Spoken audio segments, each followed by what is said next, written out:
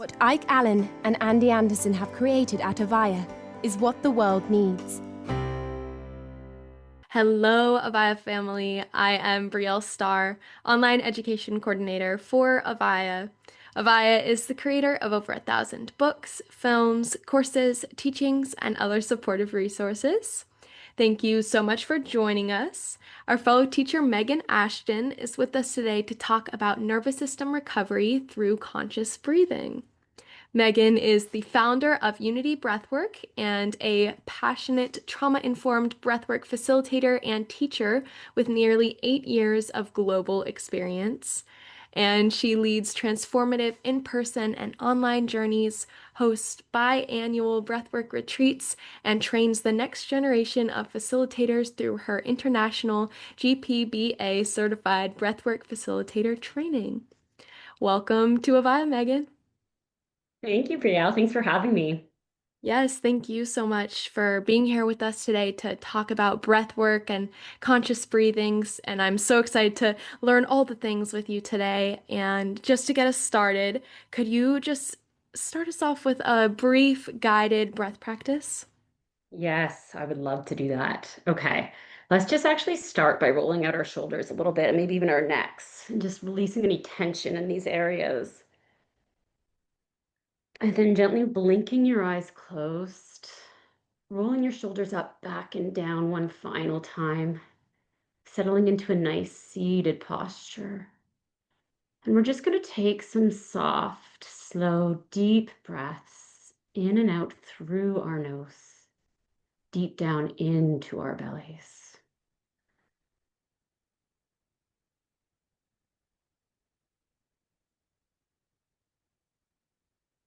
As you breathe these soft, nourishing belly breaths, allowing your mind to slow down, your body to soften.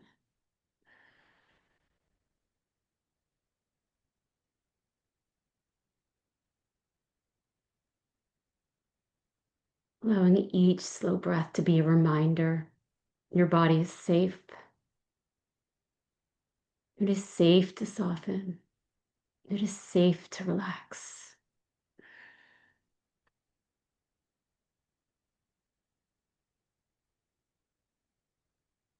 Allow each breath to be a remembering that peace is your birthright.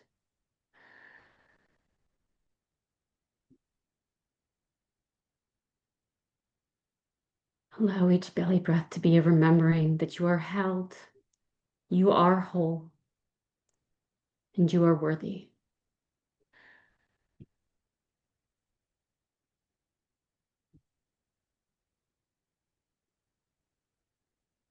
Really just breathing into those truths.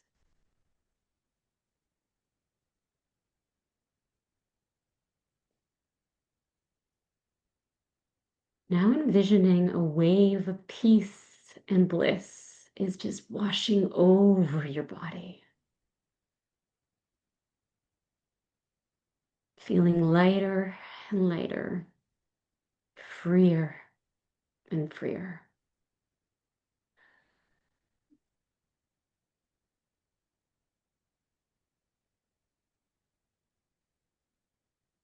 Taking one more gentle, nourishing breath. And then when you're ready, gently blinking your eyes open.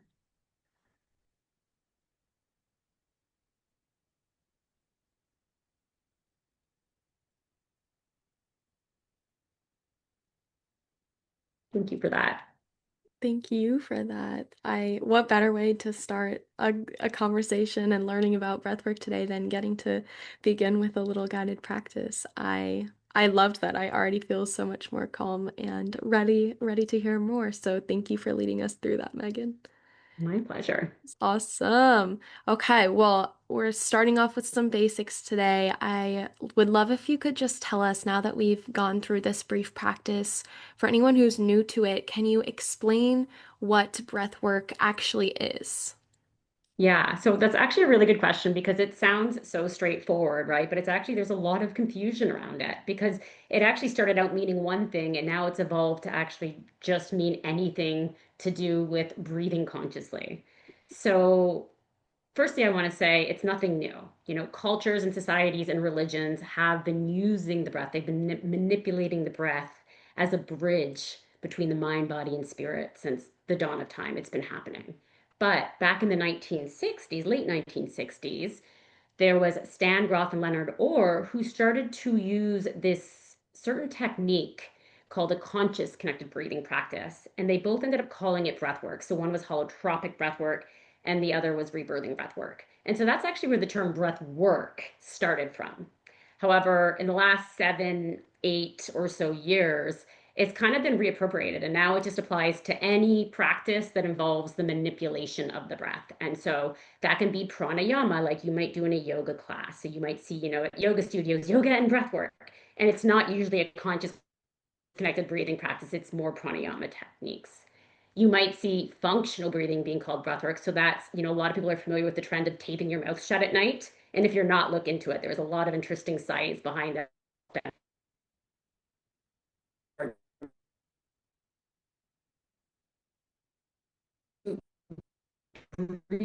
Are used a lot of they're even bringing it into elementary schools for children, and they're bringing it into the army to help them self-regulate, and it includes things like coherence breathing, or if you've heard of the box breath. So all of those are breathing practices that also can be called breath work. So basically, in short, breath work can now mean anything that has to do with the conscious manipulation of the breath. And sometimes it's actually just breath awareness. Just bringing our awareness to our breath can be called breath work. So it can mean any or all of those things. Beautiful. Yeah, it sounds like it's a quite vast thing that we're talking about here today. And with that being said, could you tell us more specifically about the style of breath work that you offer and what that entails? Yes, I would love to because I'm so passionate about it. So the style that I offer is conscious connected breathwork. So it's very similar to what Leonard Orr and Stan Grof had started back in the 60s. And basically that means that because it's a connected breath, there's no pause between the inhale and exhale. And there's different varieties of this. Some schools will do it all through the nose and others all through the mouth. Some do an equal inhale, equal exhale, and others do a two-part, belly, chest out, belly, chest out. But what we're all united in is that we're using this deep, connected, conscious breath for the purpose of altering our state of consciousness. And typically, it's for some sort of level of either self healing or gaining clarity or accessing something higher than ourselves or overcoming trauma or regulating your nervous system. And so we're all united in that, even though we use slight variations in a technique. It's all bringing us to the same place. And there's just so many benefits from it because when we breathe this way within 5, 10 minutes, you've really changed your brain waves. You've gotten out of beta, which is what most of us are in all the time, and you've gotten more into either theta or delta, or sometimes even into gamma, which is where people have transcendental experiences.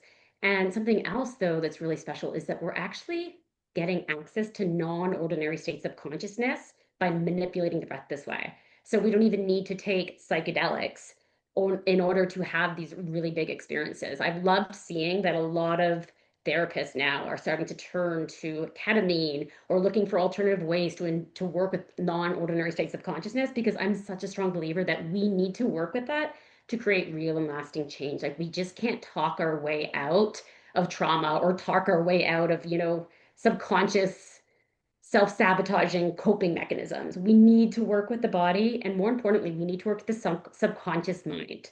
And so I had trained in my past as a clinical hypnotherapist because I really knew that so much of what we're doing is from the subconscious. And actually, like 5% of our brain power is conscious brain power. So that's where like our willpower is. But 95% of our thoughts, beliefs, and behaviors actually come from subconscious programming. And so until we can actually gain access to that subconscious programming, it's really hard to create real and lasting change. And I really think like talk therapy is very important because we need to learn these tools and gain this awareness. But then there's almost like a cognitive dissonance because like, oh, I know better. I know that I'm being triggered right now. I know that this is happening, but why is it still happening anyways? Why am I in this shaking rage and I can't stop it? And it's because you haven't worked with the subconscious. So once you actually work the subconscious, then there isn't that dissonance anymore, and then you can actually create that lasting change. Yeah, I love that you brought up the subconscious and yeah, just like how important the role of our subconscious mind is and how it runs so much of our lives, often without us realizing. So yes, it'll be interesting to hear some more about that as we talk today. And Yeah. in today's world where so many people are experiencing chronic stress or just massive amounts of stress in general, why would we purposely activate the sympathetic nervous system in breath work? Yeah, so that's a great question. And I forgot to mention, for those of you that are new to conscious connected breath work, we're actually purposefully activating the sympathetic fight and flight branch of our nervous system. And most people who are familiar with a box breath or a coherence breathing, these everyday breath practices that we're being given as tools to help reduce all of the stress that we're experiencing in everyday life, these are really great tools to have. And in the moment, they do help to calm us down a little bit. But I kind of think of them as like band-aid solutions because they're not getting to the root. Like I always like to use the analogy of like a bucket theory. And when we have the more things we have trapped in our body, the more stuff we haven't worked through, the more traumas, all of these things, they fill up our bucket. And so our nervous system is constantly in this dysregulated state. And like the littlest drop can make us overflow into a full on stress response, right? So a band-aid's great, but you're not reducing the load of the bucket.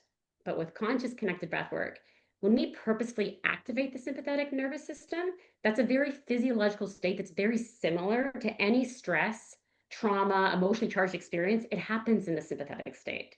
So when we go back to a similar state, but we do it in a really empowered and safe way because we're doing it, then we can actually gain access to these things that have been stuck in our body. Because even when our mind forgets, our body always remembers, and everything that's happened to us is in there. And there's a lot of buried stuff and that we may be conscious of, and some of us aren't even conscious of, but it's all in there. And a lot of it is what's contributing to nervous system dysregulation, to a lot of our harmful coping mechanisms, to addictions, to our inability to connect and find healthy love, to all of these things. And so this is why we use the sympathetic nervous system because it actually allows us to access this stuck survival energy and work with it, to feel it. So in breath work and connected breath work, we slow down the prefrontal cortex. And the prefrontal cortex is where the ego kind of has its control. So when that activity gets slowed down, it starts to like lose its grip, which is amazing because then we can get past that mechanism of protection that the ego thinks it's giving us, and we can access that subconscious stuff, and we can access suppressed feelings and memories, and actually just feel them fully. And I always encourage everybody, all the feelings are welcome here. Let's try not to have any judgment for the feelings because most of us have at least one where we're like, I do not want to feel that. Like if I go to that suppressed grief and I open that can of worms, it's going to be endless and I don't have time to deal with it. Or I can't feel that rage and anger because it was so hurtful when it was directed at me as a child. Or I can't feel the anxiety and fear, it's going to be too overwhelming. I tell everyone at the beginning of a session, whatever it is, feel it fully, but breathe into it. Because when we can unite the breath with the feeling and we can just give ourselves that space to fully feel it, then we can actually process it and actually release it and walk away feeling so much lighter and really having peeled back some sort of layer of the onion and really made some kind of progress in regulating our nervous system because we process some of that stuck energy. Does that make sense? Yes, it absolutely does. And you explained it so well and I'm loving this concept of yeah, like using our breath and unlocking essentially some of those subconscious thoughts or feelings or suppressed memories like you mentioned. And as you were sharing about this, I was wondering what first drew you into connected breath work and why did it become such a central part of your own healing journey and your life's mission? Ah, yes, thank you. Okay, before I get into that, I just want to mention that like the power of breath work to feel is so incredible that I've had so mostly, I don't want to be sexist here, but mostly men who come to my sessions and they say, I haven't cried since I was a toddler or a baby. How did you just make me cry? But they're like, it felt so good. Thank you. Like before, or who has a skeptical mind, like skeptics usually end up becoming the biggest believers because if you follow the technique, it works for everyone. If you actually follow the technique, you'll get something out of it. So to answer your question though, how did I find it? So I was on a 15-year healing quest basically. And I was just traveling around the world trying everything to heal myself.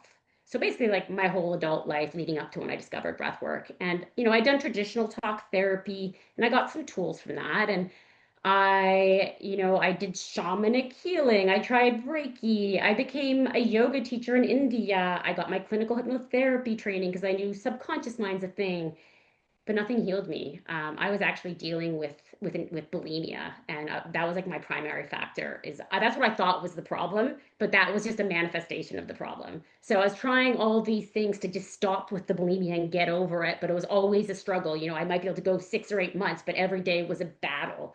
And it's because I really didn't realize that what I was doing with bulimia was numbing myself out, and that I had to actually allow myself to fully feel because every day stuff was going to come up that I would need to numb myself out from. And that also, if I didn't allow myself to feel the grief that I was numbing down, I could never feel the joy and the connection and the love. And so in my very first breathwork session, I showed up really skeptical actually, because I had in my yoga teacher training, my least favorite part was actually the pranayama. I was just like, I'm so bored. I can't drop in. I'm just trying to meditate. And like I can never get past that ego resistance. And so I'm like, I don't know about this breath stuff, but my friend was a really, adamant. She's like, try it, Megan. It changed my life. She told me it helped with her own bulimia. And like, okay, what? I'll try anything. So I showed up and about 10, 15 minutes in, I got brought back to like my 2-year old self. And I was just crying out for my mom's love and affection. And I just want to like do a disclaimer here. My mom's amazing. She did her best. She had 4 kids under the age of six. It's nothing to do with her, but I'm such a sensitive child and I needed more affection and affirmation. And I didn't realize I had been numbing that out and suppressing that grief my entire life. And I'd use not only food, but also alcohol and just constantly traveling. Anytime shit got real, I just booked my next flight. And actually prior to this breath work, I had done a week of ayahuasca in the Colombian jungle, and even that didn't crack me open. So I left that week thinking like, if this doesn't work for me, nothing's gonna work for me. I'm clearly broken. I'm just gonna, have this eating disorder forever, and life is terrible. But after I went into this breathwork session, 10 minutes in, I'm crying up for mom's love. The facilitator had the exact right words. And there was an assistant there giving me supportive touch, which is something I really had longed for when I was a little child. And it was so affirming. And I walked away that day. I literally did feel reborn. Like I just felt lighter and more confident. And just like this level of joy without alcohol that I'd never felt before, and like an excitement for life. And I'm usually very indecisive, but I knew right then and there that I wanted to dedicate my life to this. And I literally made it my mission then that I was going to help make breathwork as popular and accessible as yoga because I just think everybody needs this medicine. And it's the most empowering medicine because it's our own. And something that I really loved about it is like you have the accelerator and the brakes. So in ayahuasca, I got stuck in it. Every night I got brought to hell. I'm a big believer in setting and time and place. And so for some people, ayahuasca might be wonderful. I'm not saying anything negative about it, but it wasn't right for me. It wasn't the right time. It wasn't the right shaman. I hadn't prepared. And I got stuck in hell for basically the whole week. And so with breathwork, it's really empowering that we can put the brakes on things if ever it gets too intense. And that's something that I love about it. And another reason I'm so obsessed with breathwork is that it actually works for everyone. Like when I became a clinical hypnotherapist, I knew that it could be very powerful for some people, but not everyone's suggestible. And I actually wasn't suggestible. So it didn't actually help me in any way. So then I felt like really inauthentic bringing it to others because it didn't really give me the feeling that I was looking for. Whereas with the breath work, whether you're a believer or not, whether you already have a spiritual or meditative practice, it doesn't even matter. If you actually follow the techniques, something always happens. And maybe it's something more subtle, but something that always happens in every session. And so that's why I'm just so obsessed with it. Yes, Have so you tried connected breath work? I haven't, and Ah, it's definitely inspiring hearing about how passionate you are about it. It's very prevalent how much this work has helped you and how, yeah, passionate you are about sharing it. It was amazing to hear some of your own story and how you found this work and how it's changed your life. And yeah, for anyone such as myself or just anyone listening today who is curious about connected breathwork, but maybe a little bit nervous about going about trying it, especially if they've experienced trauma or anxiety or panic disorders, things like that, what would you say to anyone who is feeling that way? Yeah, so I would say a few things. One of them I already touched on is that because it's your own medicine, you do have that break the entire time. And so that's what's so great about it is that you don't have to worry that like you're going to get stuck in this awful state and can't come out. You can literally just breathe a little softer and slower, and very quickly, whatever you're feeling that you think is too intense will start to soften. You could even return to a normal breath if you have to. And that doesn't mean the session's over. I always tell my breathers that if you feel like you're getting overwhelmed, you can return to a normal breath. And when you feel resourced and ready, then you just go right back in. But having said that, with thousands of breathers over almost 8 years, I've only ever had three or four ever actually feel like they had to return to a normal breath, which I think is pretty amazing. And I've had a lot of people with anxiety and panic disorder. But I think just having that knowing in advance that, hey, this is in my control and that encouragement. I encourage everyone at the beginning, be on your own tender edge, like really play around with that, but don't go into overwhelm. So if it starts to become too much, then always just dial it back. And that is your right. Like everybody who's breathing, they are the captain of the ship. And the facilitator is there to create a very safe space and to offer up the tools, but that is it. So you really want to be listening to your own inner wisdom. And that's another reason why you don't need to be scared, because your inner wisdom is what's guiding you on each journey. And it's never going to give you too much than you can handle or too much too soon. It's just not going to do that. You have to really just trust your inner wisdom and also just know that that break is there if you need it. And one thing though I would say is you really want to make sure if you do have any of these things, whether it's trauma, anxiety, panic, or all three, you really want to make sure to find a trauma informed facilitator who has like, a thorough training under their belt, because there are some shotgun trainings out there that aren't really adequately preparing people to hold space for this. And you want a facilitator who really doesn't have their ego involved, who's really encouraging you to listen to your inner wisdom. So I'll always say at the start of my sessions, like, I'm here to create the safe space, but everything I'm saying is a suggestion. So please always listen to your inner wisdom first and foremost. And if something I suggest doesn't feel right for you, then listen to that. And then as for like anxiety and especially panic. So here's something with breath work. This kind of breath work brings up a lot of sensations in the body. And a lot of them can actually be very similar to what it feels like when you're getting a panic attack. And so you want to definitely let your facilitator know in advance so that they can warn you about that and empower you with knowledge. Because when you are expecting it, then it's easier to handle. And what usually happens is like when people come to my sessions and they say they've had panic attacks in the past, I'll warn them like it's going to feel a lot like that. But just remember you're in control the whole time. You are safe. If you ever need me, call me over. And often they will. In the first couple songs, when like that's kind of the scarier time because they haven't fully dropped in yet and the ego's still resisting. So they'll call me over like, I'm feeling tingling in my hands. Is this safe? Is this safe? And I'll just remind them verbally and give them some maybe supportive touch. And by the end of the sessions, what's really cool is like almost everyone who's come to me and told me they had a panic disorder or panic attacks in the past had said, I really felt like I was on the verge in that session, but because I was in this higher empowered space, I was able to talk myself off the ledge. And now I feel like if it ever comes on again in the future, I'll actually be able to talk myself out of it. And that's after like their first session. And so it's really a very powerful way to regain control over our nervous system and to remember that actually the breath is our only way, our only direct way to control the nervous system. Yes, amazing. And I appreciate you sharing some wisdom with us there to help ease nerves for anyone who might be feeling a little bit nervous about that. And in the same sort of realm, before we talk in even more depth about just the benefits and shifts that people can experience, why might someone actually have like a difficult time with these breathing practices? Are there any common blocks that you see frequently come up for people?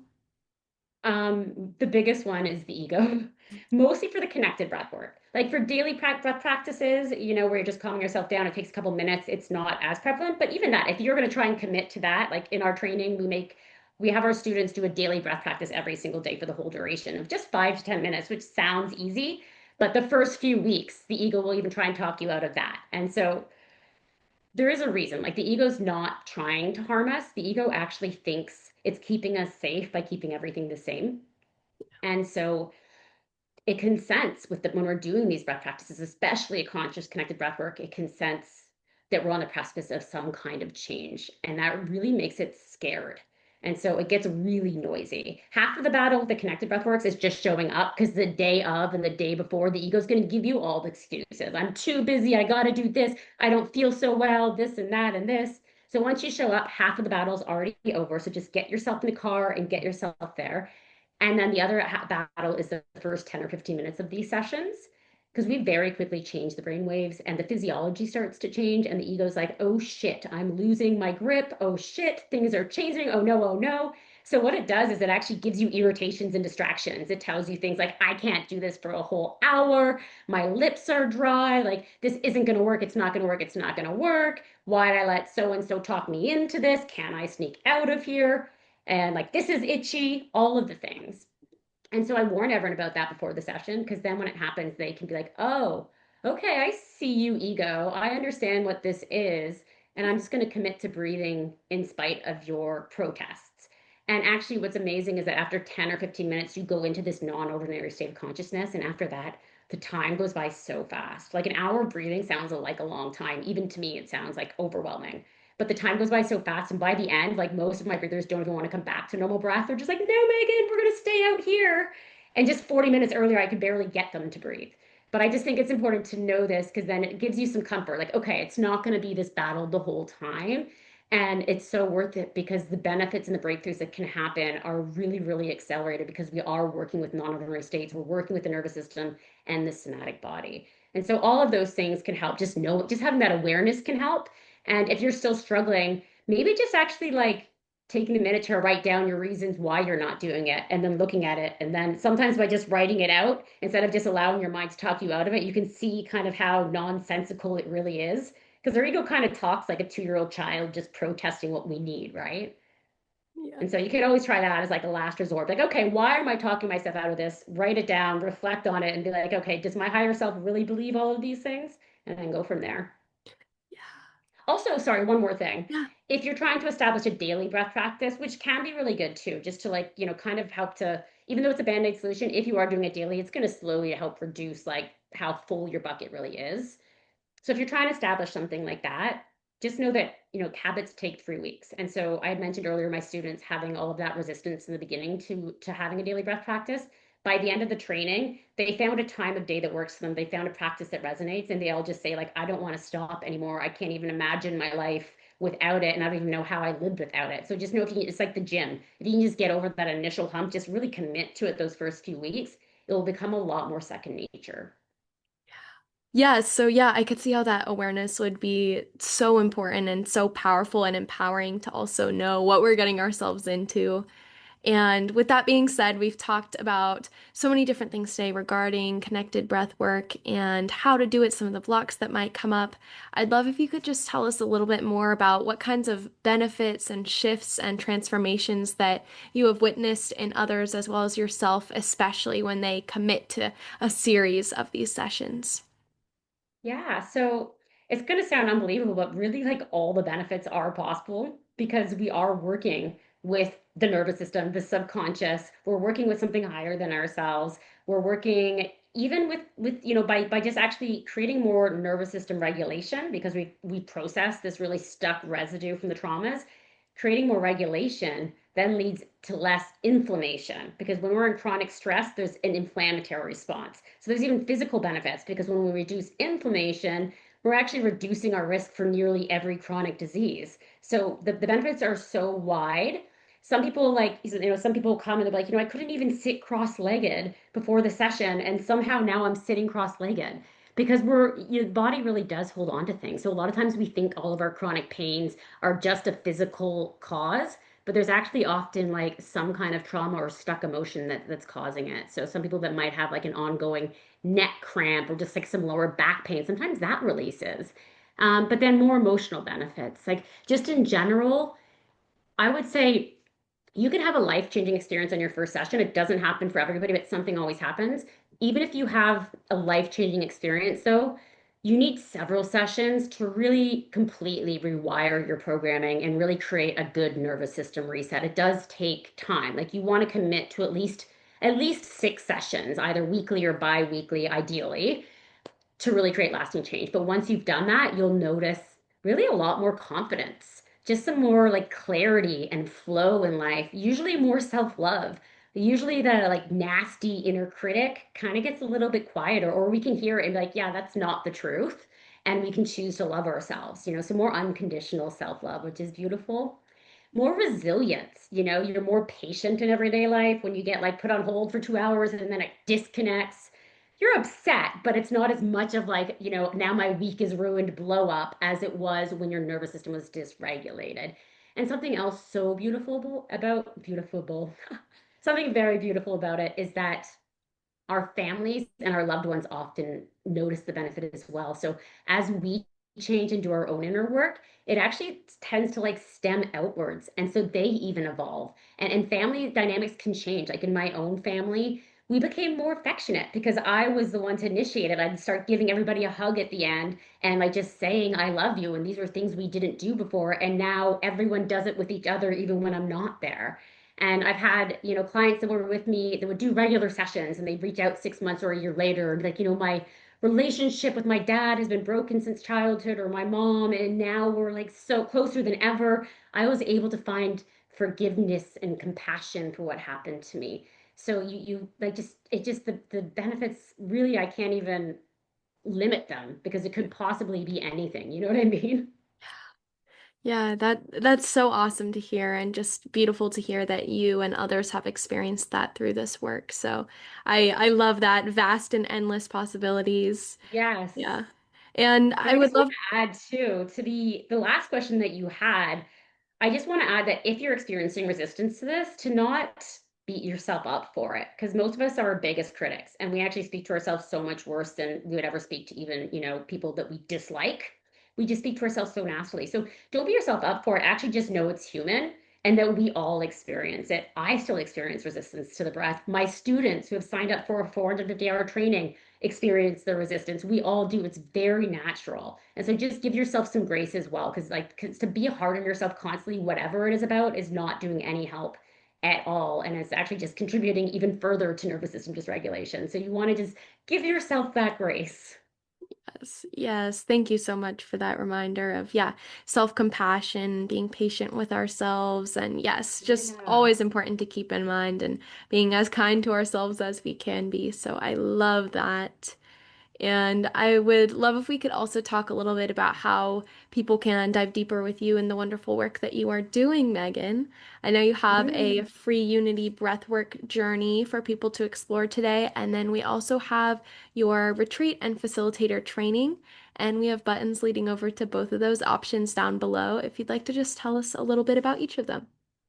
Yeah, so I really wanted to give everyone special who's watching this, like everyone who's watching this, something special.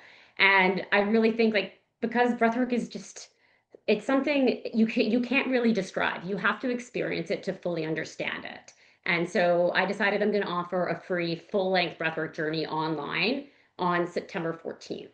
And I'm going to be guiding that personally, and I'll be giving the full introduction. So you don't have to have any experience beforehand. I'll be explaining it really thoroughly so you'll be safe, and then I'll be guiding a full 60-minute session within that 90-minute workshop where you'll be closing your eyes and going on a full-on journey. And we'll finish with like a beautiful sharing circle, a little bit of grounding and integration. So I would love to have any of you come and join. I'd love to share the magic of the breath with you. And if you really want to take a deep dive into breath work, I have a retreat coming up January 23rd to 31st in Cabo. It's going to be a really special week. It's 9 days, and we're going to do six breathwork journeys. And really, one can already be a lot of change in just one. So when you put six into 9 days, most of us just leave. Like I even myself, I leave kind of like on this next level. Like I'm like just like vibrating with positive energy. And you can't underestimate the power of community too. So when you come together with these like-minded humans and you're opening up and being vulnerable and going on these deep journeys, it's so powerful. And then what better place to do it than by a beach in a beautiful sunny spot in Mexico? And then if you're already familiar with breath work and you're inspired and you want to actually share this amazing tool with others, I offer a 450-hour trauma-informed international breathwork certification. And it's certified by something called the Global Professional Breathwork Alliance, or GPBA. So one last thing is even if you decide not to do a session with me or you can't, look for a facilitator that's certified by the GPVA, and you'll know that they've had a comprehensive training. That's something very important, a qualification that's important to look for. And yeah, that's pretty much it. Awesome. Thank you so much for creating and offering these lovely experiences and resources for people to explore. And as a reminder to everyone watching or listening, you can click the buttons below to head over to Megan's website and check all of these awesome things out. And then, are there any final insights or perhaps a final message that you would like to leave us with today, Megan? Yeah, first, I just want to thank you. It's been lovely to connect with you.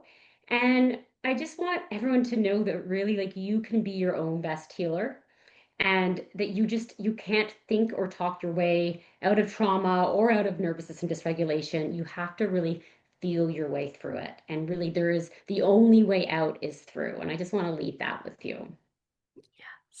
Beautifully said. Thank you so much for sharing your wisdom with us today, Megan. Thank you. It's been an honor. Yes, it's been amazing having you here. And I also want to thank our Avaya students for joining us today. And we will see you all again real soon. Take care, everyone. Avaya has changed my life. Avaya has made me the woman I am today. Avaya is my home. Avaya is personal freedom. Avaya is the reason my life continuously improves. Let everyone in your life know about Avaya. Everyone needs to know about this amazing company. Thank you, Avaya, for appearing in my inbox. What Ike Allen and Andy Anderson have created at Avaya is what the world needs.